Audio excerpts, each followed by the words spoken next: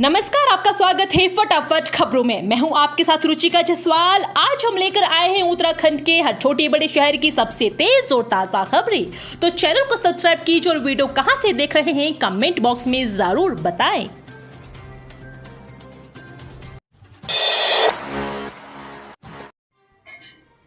CM Dhami ने किया डीडीआरएस का शुभारंभ, प्लास्टिक को रिसाइकिल करने में बताया महत्वपूर्ण कदम। मुख्यमंत्री पुष्कर सिंह धामी ने बुधवार को सचिवालय में प्रदूषण नियंत्रण बोर्ड की ओर से संचालित प्लास्टिक वेस्ट मैनेजमेंट की डिजिटल डिपॉजिट रिफंड सिस्टम का शुभारंभ किया। इस अवसर पर मुख्यमंत्री ने स्वयं प्लास्टिक की बोतल को बार कोड से स्कैन कर डिजिटल पेमेंट प्राप्त किया। मुख्यमंत्री ने कहा कि पर्यावरण संरक्षण, प्लास्टिक की खपत को कम करने व अधिक से अधिक प्लास्टिक को रिसाइकिल कर उसे इस्तेमाल में लाने के लिए डिजिटल डिपॉजिट रिफंड सिस्टम एक महत्वपूर्ण कदम है। इस सिस्टम को धरातल पर उतारने के लिए समन्वय से कार्य करे। यह पहल चारधाम यात्रा व अन्य पर्यटन स्थलों में भी कूड़े की खपत को कम करते हुए स्वच्छता का वातावरण बनाने में सहायक सिद्ध होगी। धीरे धीरे पटरी पर लौटती नजर आ रही यात्रा, बुधवार को रवाना हुए 800 यात्री।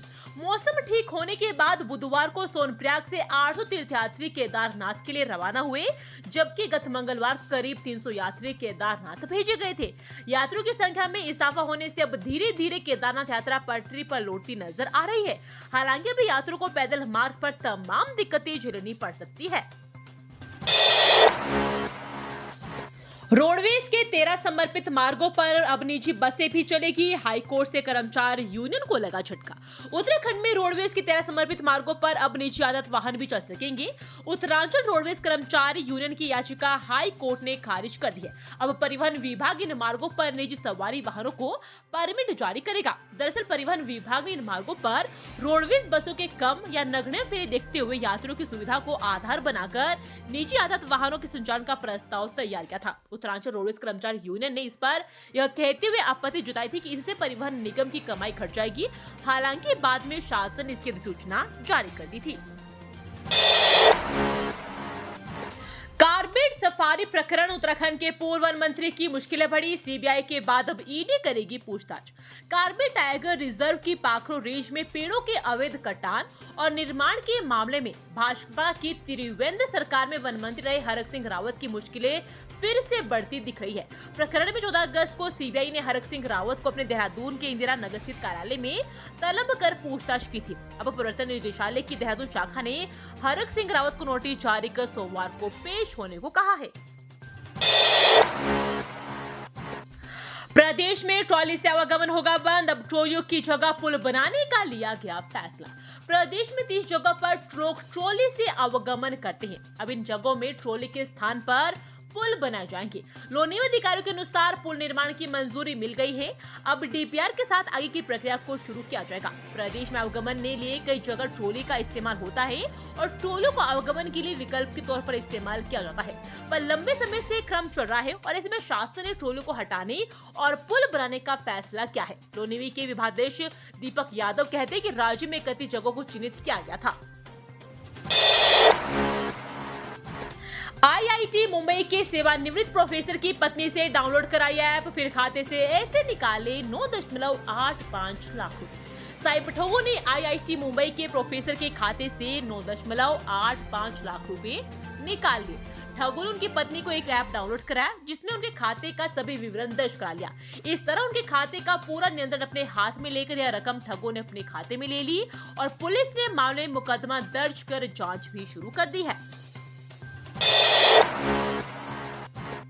केंद्र सरकार ने बदले नियम। अब छत पर 10 किलोवाट के सोलर प्रोजेक्ट में तकनीकी रिपोर्ट नहीं।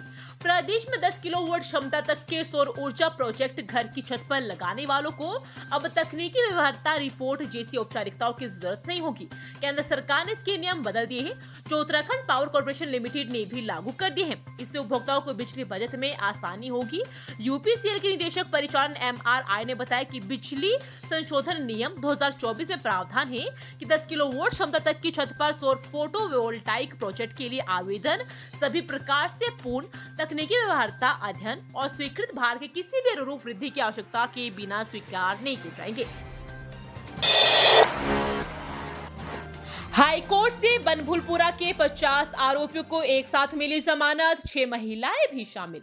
उत्तराखंड हाईकोर्ट ने हल्द्वानी के बनभूलपुरा में हुई हिंसा के मामले में 50 आरोपियों को जमानत दे दी है, जिनमें 6 महिलाएं भी शामिल है। कोर्ट ने शनिवार को इस सुनवाई के दौरान फैसला सुरक्षित रख लिया था।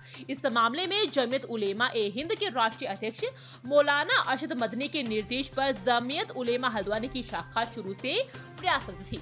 मामले में सुप्रीम कोर्ट की सीनियर एडवोकेट नित्या राम कृष्णन के नेतृत्व में पैरवी की गई थी। हाई कोर्ट में मामले की सुनवाई चल रही थी। अब विशेष आरोपी की जमानत के लिए भी कार्यवाही जारी है।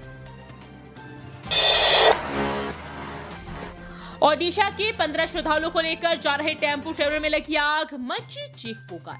बद्रीनाथ हाईवे पर गढ़वाल स्काउट के पास बुधवार को बद्रीनाथ धाम से ऋषिकेश जा रहे टेम्पो ट्रेवलर में अचानक आग लग गई। वाहन में ओडिशा के 15 श्रद्धालु सवार थे। बस में आग लगते ही चीख पुकार मच गई। मौके पर पहुंची पुलिस ने व स्थानीय लोगों ने वाहन से सभी तीर्थ यात्रियों को सुरक्षित बाहर निकाला और दूसरे वाहन से ऋषिकेश के लिए भेजा। थामजोशी मठ के एएसआई मनोज पटवाल ने बताया कि हाईवे पर इस वाहन के आगे एक वाहन जा रहा था। अचानक उस वाहन ने चढ़ाई पर ब्रेक लगा दी, जिससे पीछे से आ रहे टेम्पो में टक्कर लग गई, जिससे आग भी लग गई। गनीमत रहे कि समय रहते यात्रियों को बाहर निकाल लिया गया है और सभी यात्री सुरक्षित है। पूर्व सीएम हरीश रावत बोले, सरकार भंग न होती तो गैरसैंण पर होता समाधान, इन्हें बताया उजियारू बल्ब। कांग्रेस के वरिष्ठ नेता एवं पूर्व सीएम हरीश रावत ने गैरसैंण के मुद्दे को लेकर फिर से कांग्रेस छोड़कर भाजपा में गए नेताओं पर पलटवार किया और कहा कि 2016 में हमारी सरकार भंग न होती तो गैरसैंण के यक्ष प्रश्नों का आज समाधान गया होता। गैरसैंण पर मेरी तथ्यात्मक बातों से भाजपा में गए उजियारू बल्द और प्रवक्ता बौखलाहट में बयान दे रहे। हरीश रावत ने सोशल मीडिया पोस्ट में लिखा कि सत्यता यह है कि जिस तेजी से और दिशा की तरफ 2016 में हमारी सरकार चल रही थी, उसके केंद्र में गैरसैंण था। हमने जो बजट पारित कराया था, यदि सरकार भंग न होती और विधानसभा में पारित बजट प्रस्तावों को 4 महीने उलझाने दिया गया होता तो गैरसैंण के यक्ष प्रश्न का भी आज समाधान होता, साथ ही रोजिले भी अस्तित्व में आ गए होते।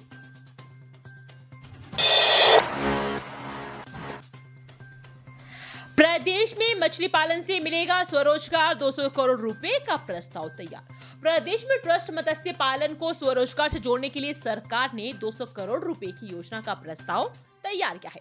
नाबार्ड के सहयोग से इसके लिए मत्स्य पालन को बढ़ावा दिया जाएगा। शुरुआत में इसके लिए 8 जिलों को संभावित जिलों के रूप में चिन्हित किया गया है। प्रदेश के पहाड़ी जिलों की नदियां और प्राकृतिक झीलें ट्राउट मत्स्य पालन के लिए अत्यधिक उपयुक्त है। सरकार का फोकस मत्स्य संपदा योजना के तहत इसके उत्पादन को बढ़ाने और ग्रामीण क्षेत्रों में स्वरोजगार के नए अवसर पैदा करना है। अब सोशल मीडिया इन्फ्लुएंसर्स का सहारा लेगी पुलिस। एडीजी कानून व्यवस्था ने ली बैठक, जाने वजह। एडीजी कानून व्यवस्था एपी अंशुमान ने सभी जिलों की सोशल मीडिया सेल के कामों की समीक्षा की। उन्होंने प्रदेश के सोशल मीडिया इन्फ्लुएंसर्स को चिन्हित कर उनके साथ घोषणा करने के निर्देश दिए हैं। एडीजी मंगलवार को सभी जिलों के सोशल मीडिया सेल के कामों की समीक्षा कर रहे थे। उन्होंने वीडियो कॉन्फ्रेंसिंग के माध्यम से सोशल मीडिया की निगरानी पुलिस मुख्यालय की एसओपी के अनुरूप कराने के निर्देश दिए। इस दौरान कहा गया कि जन जागरूकता और सकारात्मक प्रचार प्रसार के लिए पुलिस अब सोशल मीडिया इन्फ्लुएंसर्स का सहारा लेगी। ये थी आज की फटाफट खबरें। हम मिलेंगे अगले बुलेटिन में, तब तक के लिए धन्यवाद। जय हिंद।